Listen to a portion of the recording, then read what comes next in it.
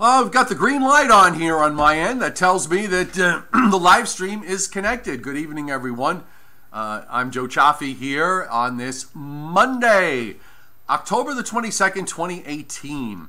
And we are going to have a quiet week overall with a few exceptions, at least as far as the Northeast and the Northern Mid-Atlantic states. And by week, I mean the work week. It may be a different story this coming weekend. We still have a lot of variables to fill in with regards to how all of that is going to play out. There are a number of wrinkles in this equation that's developing for the East Coast. We have what was earlier today Category 5 Hurricane Willa in the Pacific off the coast of Mexico and heading inland. And Willa is going to have an impact on weather in the U.S., and it may have some impact with regards to a storm system that's going to be developing and heading up the East Coast over the weekend. Before that, though, I just want to point out that if you were on the Patreon platform, you could have seen this. Okay, are you ready? This is what happens.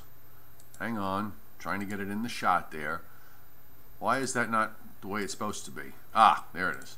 So this is what happens when you are not paying a whole lot of attention to what you're doing when it comes to dressing. Now, notice that the shoes are both black, but notice that one is a shoe and one is a sneaker. This is, I was channeling Helena Bonham Carter, who I always said looks like she dresses as if she's in a completely dark closet, and then for an added touch, when she's all done, she takes a blowtorch to her hair. But that's me. By the way, my socks do match, and oddly enough, I really didn't notice it too much, but I did feel my feet were kind of funny, felt kind of funny. And I looked down and I saw what looked like two black shoes, and I thought, oh, I guess maybe there's something else going on, or it's just my imagination. And then I double checked. So again, Patreon members got a look at this today, along with a lot of other weather stuff. And I'm just kind of doing the shameless self-promotion at the beginning of the night.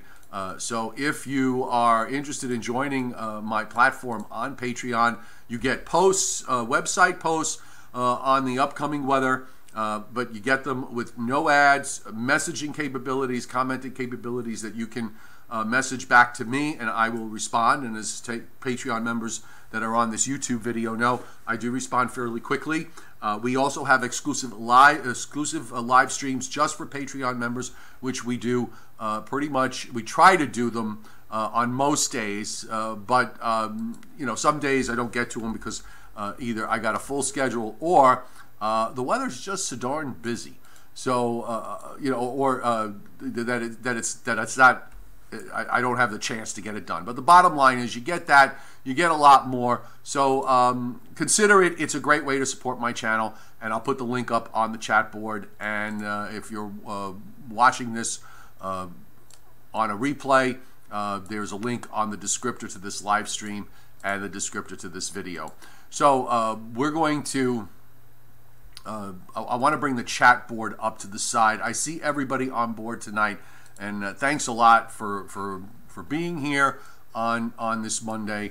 And we're going to start off with Hurricane Willa. And I've seen a few people calling it Wilma. It's Hurricane Willa. And during today, it did technically achieve Category 5 status when top winds were up around 160 miles an hour. And this is the visible satellite loop. And if you look carefully, I enlarged the loop a bit and extended it. You can actually watch what's happening right now. Top winds have dropped to 155, and that is really due to an eyewall replacement cycle. What happens when you get these hurricanes and they strengthen and the eye becomes extremely well defined? Well, there's a life cycle to the extent of how long the thunderstorms that surround the eye can last. And that's just normal because thunderstorms go through a life cycle in in whatever process that you're looking at it, be it a cold front or if they just develop isolated. But here what happens is the storms mature, they begin to decay, and they fall apart. So the eye wall disintegrates, and then a new eye wall forms. And you're seeing that happen here. The eye itself, which was clearly clear and visible earlier today, has become cloud-filled. But if you notice on the last handful of frames, you can actually see the bursting of thunderstorms going on near the center. So while the eye wall replacement cycle is underway, usually the storm's strength tends to fluctuate a bit. There is time and room for one more burst of strengthening after the eye wall replacement cycle is done, before the storm begins to interact with some slightly stronger winds aloft, and the fact that it will be the circulation is going to be interacting with the landmass of Mexico. But nonetheless, this is going to come ashore as a major hurricane in the next 24 to 36 hours as it's making its way toward the north, and is going to make that turn toward the northeast. Here's the Hurricane Center's forecast. The hurricane warnings, Mazatlan is probably the one area that might be a bit more familiar. I'm not too familiar with a lot of these, the names of these towns. You can see where it is with respect to Cabo San Lucas. And here's Puerto Vallarta, where they actually, while they're not experiencing gales, except right along the immediate coast, just touching the coast there, they're not going to get into the hurricane force winds, but because of the heavy rains that have occurred, they have already seen numerous mudslides in this region. So the impact is going to be strong and severe as it moves inland, and our interest in this is actually twofold, because once it goes inland, by the time we get to Thursday, the remnant system, be it either a tropical depression or a remnant low, will be heading toward South Texas and eventually moving its way northeastward through much of the Big Bend area. And this is going to create some rain issues on the order of several inches or more for a good chunk of east central Texas. The other thing is that down the road, this is going to be getting involved with the developing system in the Gulf states that we're going to be monitoring closely with respect to what's going to be happening in the East Coast. Now, here's the latest model run of the GFS and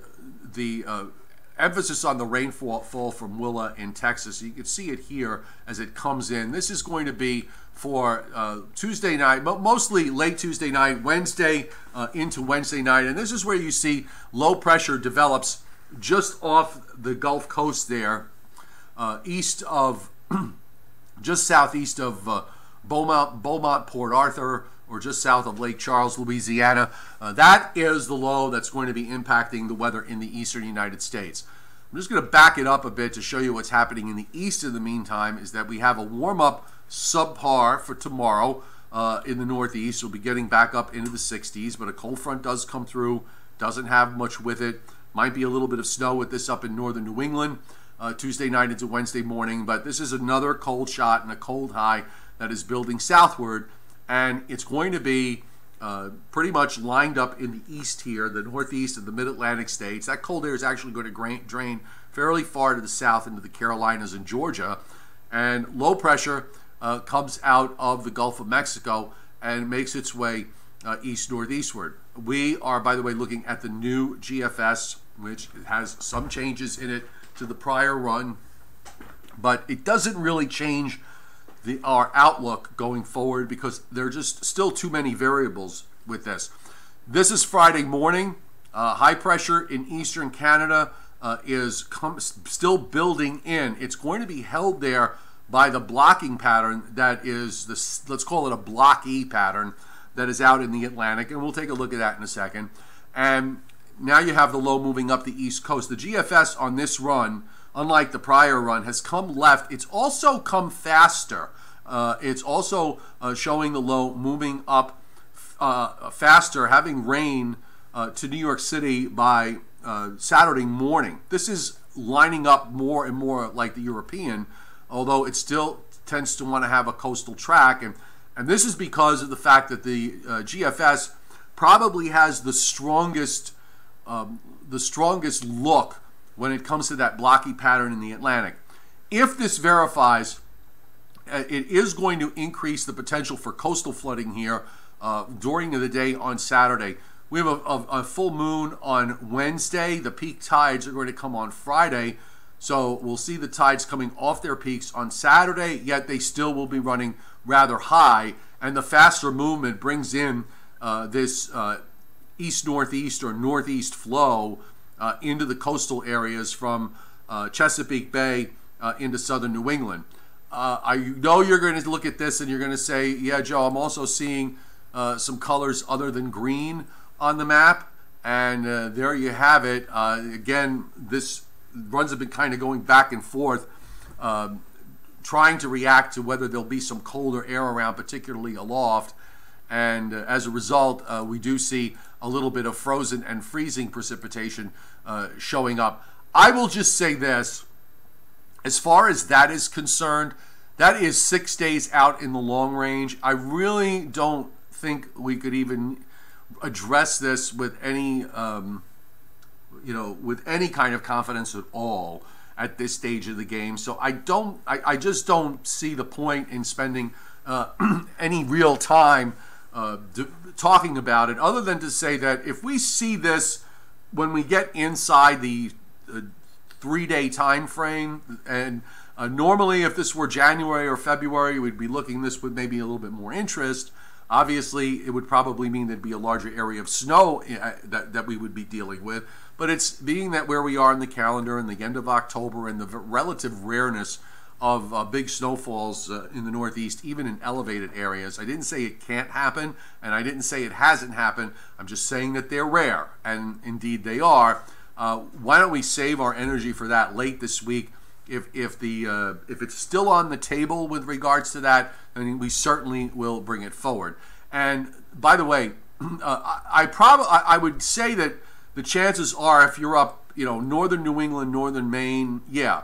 In fact, tomorrow night, with this cold front coming through and a low that develops on it, and you can see it there wrapped up just east of down East Maine, that you do actually have some snow over central and northern Maine as that low kind of meanders its way to the east. Really takes its time because of this blocky scenario that we have.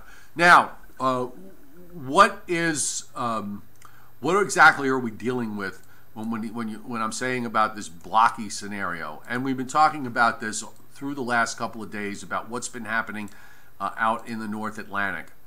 And I'm going to bring up the upper air, and you can see pretty plainly the strong high out in the North Atlantic. Look at the upper right. There is a big upper high that's sitting just northwest of the Azores, and the ridge pushes all the way up toward Iceland and eastern Greenland.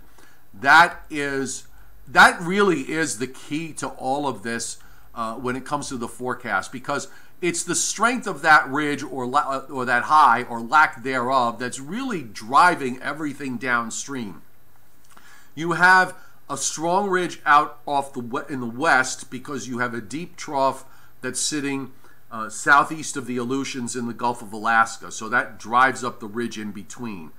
The ridge out in the Atlantic is holding the trough in the eastern part of the United States, at least initially. You can see it here, and this is why we're going to be chilly here Wednesday, Thursday, and Friday.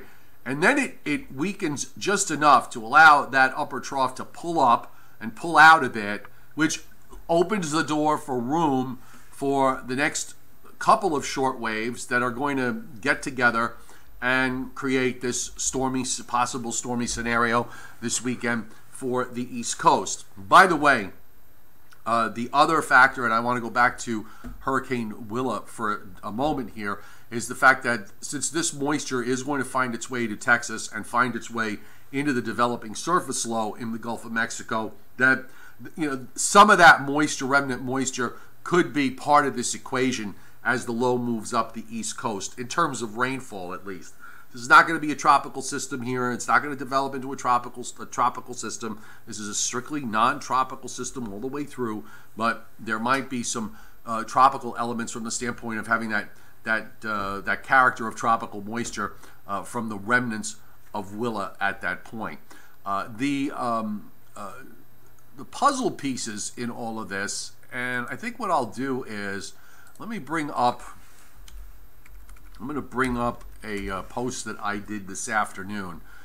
That if you want to reread this, if you want to read this later on, I'll put the link up, and I'll put it on the chat. But the thing that you can pay attention to if you read this piece is I go into a lot of detail on how this puzzle breaks down. So I think it's worth taking a look at. So I'll put the link up here on the chat board for those of you who want to read it later. You young meteorologists that are on board, this is it's a good read to give you an idea of how you put these puzzle pieces together. But here's what's happening, and this is the jet stream via the European model for Friday, where we have all the players, most of the players lined up. I didn't put the ridge acknowledge the ridge along the west coast, but I'm doing that now. Nor did I acknowledge the deep trough that is just east of 160 degrees west that runs from the Aleutians down to just north of Hawaii. Those are big players as well, because that trough that's out in the Pacific is helping to boost that ridge off the west coast. Hence the very strongly positive Pacific North America index that we have. Now, in the Atlantic, you've got this blocking ridge, and the key to all of this, among others, but I think the most important part is that blocking ridge relaxing enough so that that's the letter where I have it marked A. If that relaxes enough, it will allow the trough just off the east coast, which I have marked B, to progress further northeastward and northward. That upper low that's sitting in southeastern Canada will be able to pull up northward, and that allows for a little bit of a ridge to develop along the east coast. And you need that if you're going to see any kind of development. You're going to need a little bit of ridging. You got to turn those upper winds to more southwesterly or south-southwesterly. If you've got the right amount of, quote, room, then troughs C and D come into play in a big way. They can phase. They can stay separate. Does trough C and D? Does trough D basically act as a kicker and kicks trough C along as it lifts up to the northeast? Does it dive in, and do they become one trough and move up? In which case you probably would be dealing with a moderate to major storm. Or does it all get suppressed? Because if that upper low doesn't get out of the way, you could have trough D kicking out trough C, and it'll just kind of move northeastward, and you'll get a surface low, much like the day run of the GFS did, where it had a surface low off the North Carolina coast and running up to the northeast. So that's really how all the puzzle pieces play out here. And if you watch the upper air and how it reacts to all of this, it's kind of hard to watch all the moving pieces at the same time. So, we can watch the ridge up in the upper right as it builds, and then you notice it just kind of weakens enough so that upper low in eastern Canada gets out of the way. And now you get this trough that's in the east.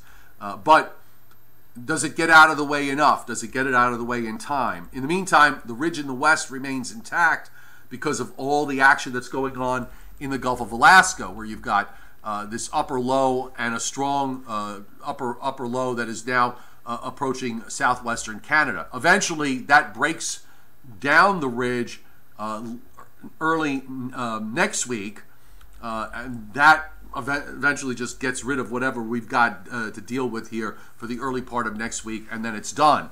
The longer term, we go into a bit of a ridge position here as we go into the first days of November.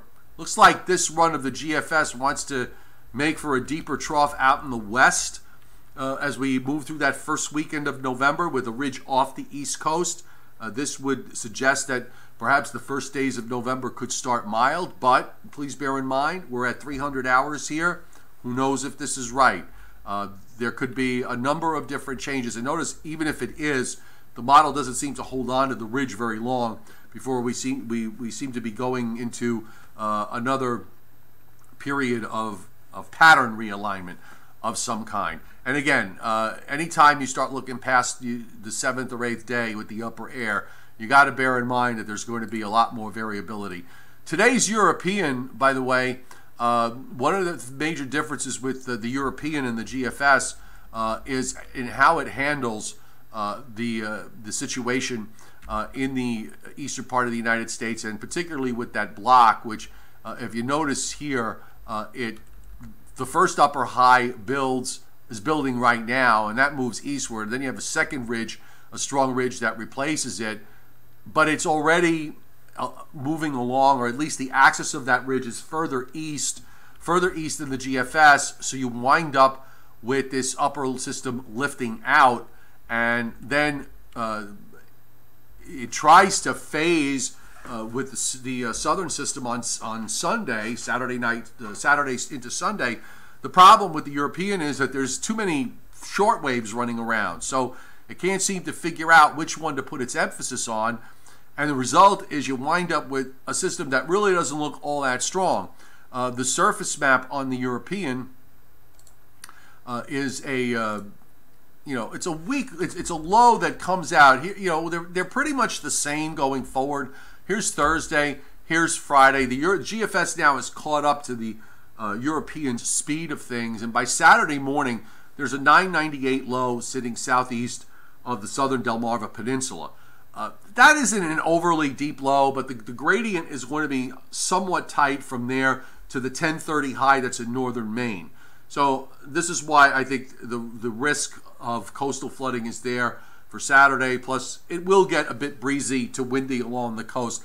But the models are not doing these gigantically wrapped up lows with pressures down in the 970s that we saw back a few days ago. That seems way overdone, and indeed it's backed off from this. And in fact, if you look at the European, the pressure actually fills to 1,005. It really doesn't do very much with it as it lifts northward. So the European would suggest rain and wind here developing early on Saturday, and then by Sunday morning, much of it is gone, but we still have energy coming in with the upper trough that is swinging in from the west for Monday. So we still might have some issues regarding some precip here Sunday night into Monday. There is a bit of an upper low, if you look close, a surface low, by the way, sitting over Long Island here Monday morning, and that's from the upper trough swinging through. And by the way, it might be from that, if you look at the European, that it's that second trough that might wind up producing some elevation-driven wet snows, say in parts of upstate New York and on up into central and northern New England. They are going to definitely be elevation-driven snows because it's just simply not cold enough for anything other than elevation-driven snows. So the bottom line, folks, is that as I said, we weren't going to resolve any of this today from what we were watching over the weekend, and indeed we have not resolved anything from that respect. We still have the same variables in play, and I want to bring up a couple of other maps in the meantime so we can take a look at what the outcome is in terms of, say, rainfall across the U.S. for the next 7 days. And here's the forecast from WPC, which I really don't have huge issues with, other than maybe I would have gone a little higher in parts of Texas here. But all of this moisture is a result of Hurricane Willa, and the rainfall amounts are on the order of 2 to as much as 5 inches. They seem to be confined mainly to coastal areas and not really too far to the north. Also, along the East Coast, much of the rainfall here being indicated is on the order of 1 to 2 inches. in some cases a little bit more. The heaviest stuff seems to be offshore, according to WPC. This is back-end loaded. In other words, none of this is happening, for the most part, none of this is happening through Friday for the Mid-Atlantic and the Northeast, through at least the daytime Friday. So this all comes later in the forecast period. It's not as if we're getting this spread out over 7 days, or we're getting it in the first couple of days. We're actually getting it toward the latter part of this forecast period. Here's a satellite loop tonight, by the way, of the full U.S., and you can see that tropical moisture, how it is getting involved with how it's streaming up into Texas and into the southern plains. You're seeing a lot of the high clouds, and in fact, some of those high clouds, the northern extent of those high clouds, actually reached to my neck of the woods today, and that helped keep temperatures down. Willa is on the tail of this bank of clouds that runs all the way down into the tropical Pacific. So it's right on the bottom end of that you have that borderline Category 5 hurricane, and that moisture is all streaming out toward the north. There isn't a whole lot of thunderstorm activity, and there's hardly any weather warnings or watches up anywhere. But as far as severe weather is concerned, it is minimal tonight, except for a small area down in eastern Arizona, western New Mexico, and a general risk of thunderstorms going up into the Rockies. You've got also some heavy downpours and some probably some possible thunderstorms in here, although they're not really indicating it. At least for now, it's more overrunning than anything else. But that may change as we start to get Willa's moisture involved as we move through the middle part of this week. Now, coming back to you guys on the board, let's bring the chat up front and center. Let me make sure that everything looks okay, and it does. And I'm going to, let's see if I can restore the chat here, which I can. All right, so I got the chat up here. Nice to see a good crowd here tonight, 133 folks. Some of the Patreon guys all got alerted to this live stream tonight, so it's good to see many of you here. No, John Trabacchino, Willa will not redevelop in the Gulf of Mexico. The last frontal boundary is that set up, got down into the Gulf of Mexico. That usually tends to shut off tropical storm development. I think we may be getting past the point. There's too much cold air aloft, especially to cause any kind of tropical development here. This is, we're in the middle part of October, and I don't see anything in the models that even remotely suggest that could become a tropical system of any kind. Anthony Orr, our resident statistician, I don't know if you posted this or if this has come up, but Scott Briller is asking the question, is Willa the latest Category 5 in the Pacific? That's a good question. Also, I would like to know, have we ever had a year where they've gone past the W and had to go to the Greek alphabet, or do they have a spare name list that they can jump to? Sort of like an emergency A storm and an emergency B storm, et cetera, because they are at that point. Okay, let's see. Colors are further northwest, Greenfire 919, than on the last run. Again, I wouldn't really pay too much attention to that part of it in terms of snow, because given the time of year, you're really not going to get any kind of a handle on it now. You have to have an almost perfect setup to have snow, even in upstate New York. Not that it hasn't happened, but in the times that it has happened in upstate New York in late October or in New England, you had a fairly obvious setup, and you got some pieces here that suggest that it's possible, but you're not going to know whether those pieces are going to ever fit together until we get toward the end of the week. Okay, so like I said, to talk about it now, it's kind of pointless, so we're going to be talking about it for the next 4 days until we get there. Anthony's going to be doing that research. Israel, I've seen the Ventusky weather stuff. It's kind of cool, but I rather work with the the stuff that I'm working with. Graphically it is impressive, it's useful, but for the most part, from a standpoint of me using it as a forecast tool, I'd rather kind of use the ones I got. Let's see. In the Pacific, have they let it for? No, there's no X, Y, or Z's. That's why I was asking about the name transition. Xavier, Yolanda, and Zeke. Okay, is that like part of their emergency list? That's actually an easy thing to check. So why don't we try that? Let's see. East Coast tropical cyclone names. Eastern North Pacific. Actually, you're right. They do go to X, Y, and Z. So those are correct. Thank you very much for pointing that out. This was an easy check for me. I should have just kind of done it myself beforehand. But sometimes I got so many things jumping, all over the place that I forget. So, all right. For some reason, why did it do this? Are you guys still seeing me? Because I had some weird thing happen here. Hang on a second. All right, hang on a second.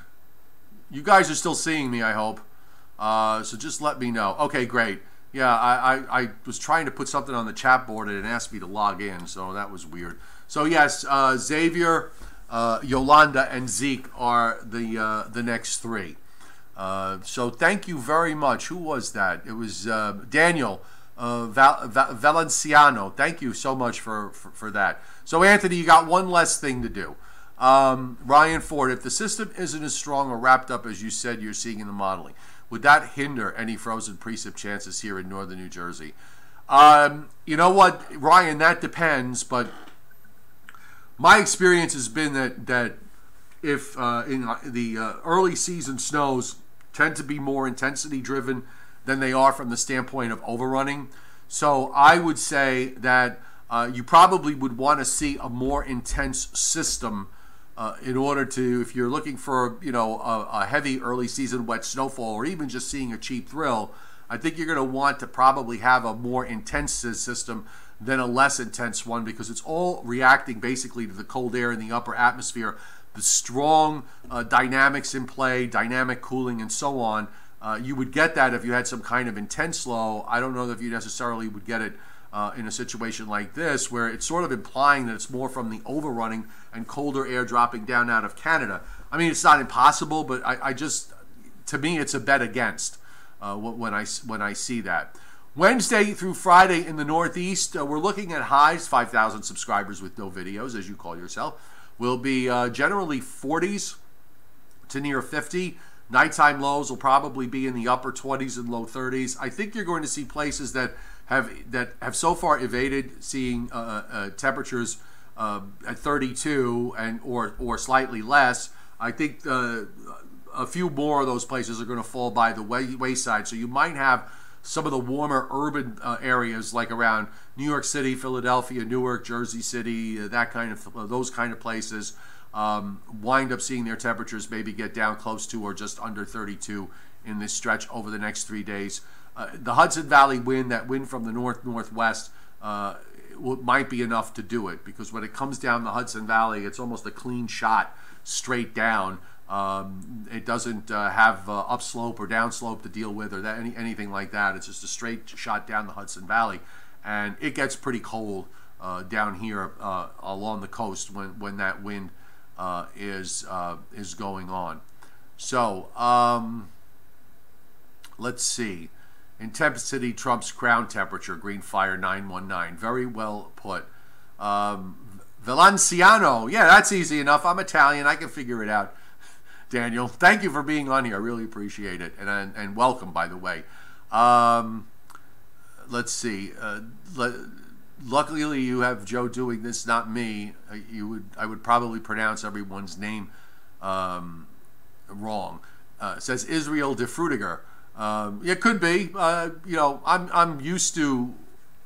I'm Italian. I spoke Italian before I spoke English. So I write it and read it, so It's not that difficult for me. I can do last names, Italian and Spanish, very easily, because you pretty much it sounds the same way that it's spelt, and you just read it.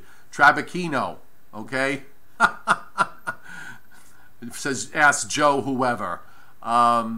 Okay. Just seeing if you missed any of your questions and comments.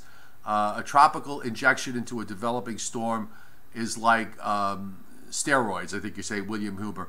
Well, it is. I mean, it can juice it up in terms of the rainfall. That's one of the things I'm going to be watching, that we could, see a little bit extra in the way of rain if you get this low to come up the coast and be right along the immediate coast, as opposed to being offshore.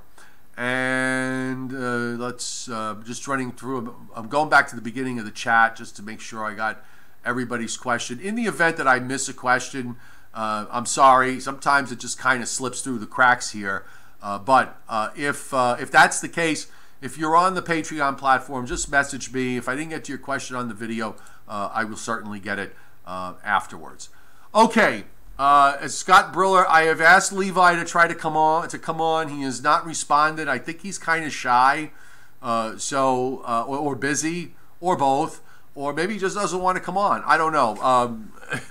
But he has not responded to me.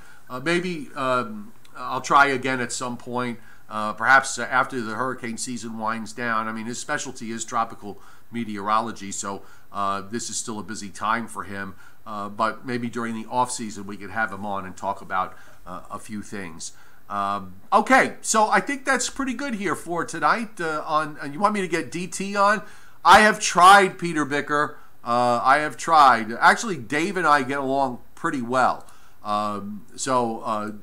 don't have. I know he tends to be a bit of a charm school graduate, but that's him. That's just his character. I never let it bother me. But I've tried to get him on. I've asked him to be on. It hasn't quite worked out, but maybe one day he'll come into the 21st century and get a phone that he can Skype on. Hint, David, and he's more than welcome anytime to come on here, or joining Joe Rayo with me on the Joe and Joe Weather Show, which, by the way, will be tonight at 9:15. So do please tune in. Kenny Salerno, we went through it all, so you're going to just have to wait on the replay because I got to go. And Ryan Ford, I don't have Bill Goodman on the guest list at the moment, but he could pop up at any time. A lot depends on his own schedule as to when he's busy or not. But I'm sure he'll come on again. He knows he's got an open door on my show to come on anytime, even at the last minute. So that's it for now. Patreon members, look for your live stream tomorrow morning. We'll probably we'll shoot for 9:30 Eastern time. Okay, so check that out tomorrow morning, 9:30, if you're a Patreon member, and I'll send you a message via the platform. And consider it, by the way, a great, easy way to support my page. And one other way, by the way, you can support my page is that there is a link to Amazon on the descriptor to this live stream and the descriptor to this video.